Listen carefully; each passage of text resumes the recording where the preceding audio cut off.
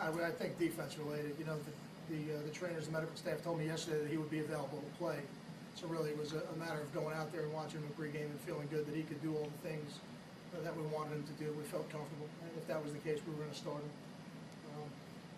I didn't think we did a great job protecting him, which is why I took him out when I took him out. I didn't think that was fair to him. But I would give a lot of credit to Wisconsin's defense. They're number one in our conference for a reason, and they certainly. I mean, it would be a great challenge for us, and they certainly played like a number one defense. Now, was there anything ineffectiveness offensively? Did you feel that was mainly just getting to the point of attack on the offensive line, or was there something else?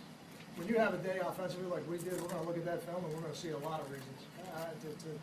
It starts up front, there's no doubt. It always starts up front. But I think there's going to be more than enough responsibility to go around.